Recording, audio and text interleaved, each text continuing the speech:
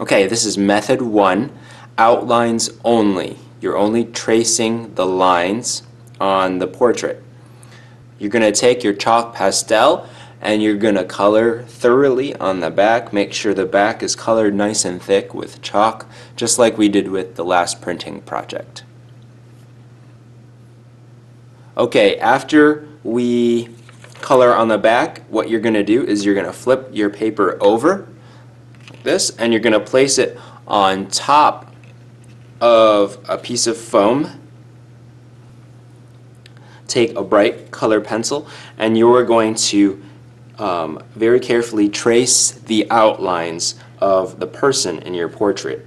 Okay, that means you're tracing the outside edge of where the person is and where the background is.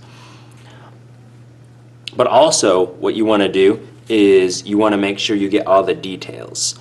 So if you're working on the person and you're tracing lines, once you've finished the outlines, you also want to make sure you get the lines for their nose and their mouth and their eyes.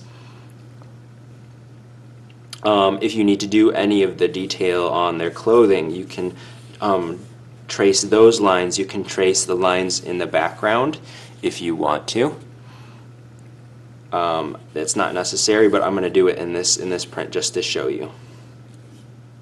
Okay, so make sure you get all the details. Once again, make sure you get the hair, the ears, the eyes, eyebrows, the lips. And then once you finish tracing all the lines, you're going to take that piece of paper, that picture off, and the image should be transferred onto your piece of foam.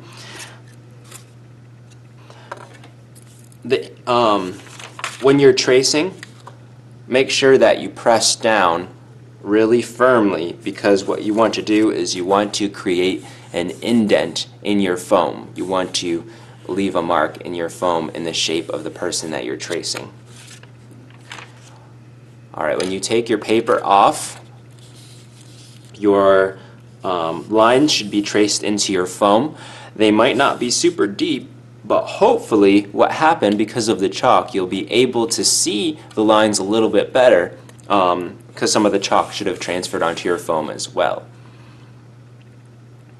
So what you're going to do is you're going to take the same colored pencil again, and you're just going to very carefully, because you don't want to add lines that aren't there, but you want to trace again on your foam just to make the lines a little bit deeper, pressed into your foam.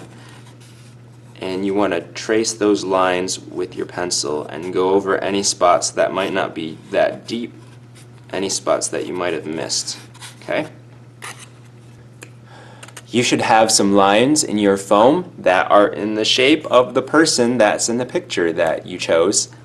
And once you finish doing that and you can feel all the lines pressed into the foam, you are finished for this part of the project. The next part will be making a print.